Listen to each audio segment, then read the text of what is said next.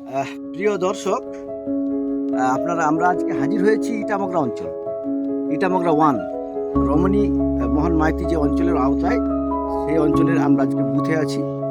আমরা এই মুহূর্তে পঞ্চায়েতের নাম বলছি না, আগে আমাদের কাজটা করি, আপনাদেরকে এই পরিবারটা দেখায়। এই পরিবারটা যে অবস্থা, আপনারা চোখে জল আসবে। আজকে আমরা এসেছি গোপাল চন্দ্র দাসের বাড়িতে, ইটামগরা অঞ্চলের গোপাল চন্দ্র দাসের বাড়িতে। তারা খুঁজে খুঁজে আইমা দ্বারস্থ হয়েছে। আজকে আমরা আমাদের জাতপাতের আগে, আজকে মানবিকতা আমাদের কাছে আগে, ধর্মের আগে মানুষ বাঁচুক, তবে পরে ধর্ম। তো সেই জায়গার সেই নির্দেশ নিয়ে, সেই আদর্শ নিয়ে আজকে আমরা এসেছি। আপনাদেরকে দেখালে চোখে জল পড়বে। এই ঘরটা একটু আমি আগে দেখাই। এই যে ঘরটা দেখুন, ঘরটা একটু আপনার কাছে, একবারে ঘরটা দেখান। ঘরের দেওয়ালটা একটু দেখাতে বলবো। ঘরের দেওয়ালটা দেখাতে বলবো, ঠিক আছে? ঘরের দেওয়ালটা দেখাতে বলবো। কাছে এসো, এদিকেও দেখো, একদম কাছে এসো। ঘরের দেওয়ালটা দেখাতে বলছি। কতদিনের বাচ্চা এটা? 3 মাসের, এখন পুরো হয়নি, বাকি আছে। 3 মাসের হয়নি তো বলিনি। 3 মাসের হয়নি, 2.5 মাস, 2 মাস প্লাস। এইরকম একটা দেওয়াল, এই দেখুন, দেখুন মাটি খুলে পড়ে যাচ্ছে, দেখুন। 2.5 মাসের বাচ্চা ঘুমিয়ে আছে, মাথার কাছে মাটি খুলে পড়ে যাচ্ছে, দেখুন। আবার দেখাচ্ছি, দেখুন। বলুন এটা কি হবে?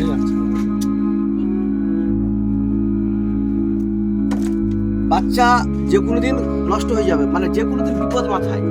কিভাবে বসবাস করছে দেখুন তো। আধুনিকতার জামানা, ডিজিটাল ইন্ডিয়া যেখানে হয় বলছে, যেখানে মানুষ চাঁদে যাচ্ছে, যেখানে মানুষ ডিজিটাল হয়ে গেছে, আজকে এই এলাকায় গোপালচন্দ্র দাসের বাড়ি দেখুন তো। ঘরটা একটু দেখুন, কিভাবে বসবাস করছে দেখুন। একটা ভয়ঙ্কর পরিস্থিতি, এখন এই সব আমাদেরকে দেখতে হবে। আজকে আমরা বড় বড় কথা বলছি, ধর্মের নামে মানুষ বিভাজন করছি, আজকে লড়াই জেহাদ করছি, মানুষের অধিকারটা দিচ্ছি না ন্যূনতম। আমার দেখাতে বলুন, দিদি ভাই দেখাচ্ছে, বলে দিয়েছি। আচ্ছা দিদি ভাই, এবার দিদি ভাইকে একটু ধরছি। এখানে এসো, এখানে। আপনার নামটা কি? রেবতী ভূঁইয়া দাস। রেবতী ভূঁইয়া দাস। আচ্ছা, আপনি যে অভিযোগটা, ঘরটা যে পাইনি, কতবার দরখাস্ত করেছিলেন? আমি 2-3 বার দিয়েছি। 2-3 বার দরখাস্ত করেছেন, যা দিচ্ছেন দিয়ে নিছেন। আবার দরখাস্ত দিতে বলেন তো না, এইবারে আবার বলে তুমি আবার একবার দাও, বলতো এবারে দিতে নু।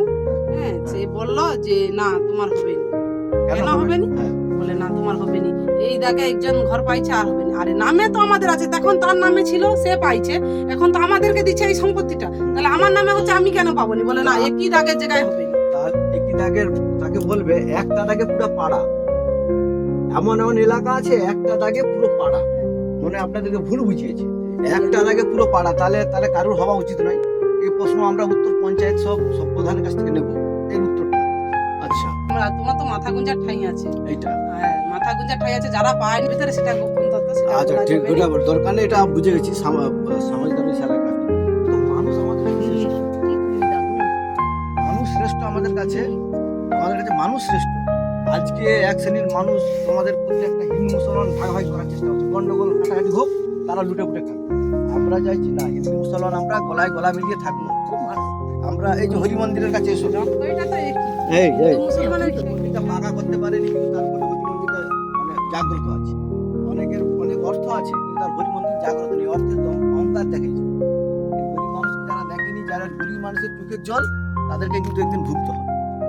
আমরা একটা বাথরুম, হ্যাঁ, এদিকে নির্মল বাংলা যোজনা নাকি নির্মল গ্রামীণ যোজনায় নাকি 1 নম্বর রাজ্য, বা এখানে কেন্দ্রও নাকি দিচ্ছে। এই রাজ্য কেন্দ্র যুগলবন্দিতে আজকে কি দশা হচ্ছে দেখছেন? কেন্দ্র রাজ্য যুগলবন্দিতে এত ক্ষমতা লোকের, মানে শাড়িটাও, তারা এত গরিব অসহায়, তাদের একটা বাথরুম দিতে পারে। লজ্জা লাগে এই সময়। আজকে আমি দেখলাম এই পরিবারটাকে, আমাদের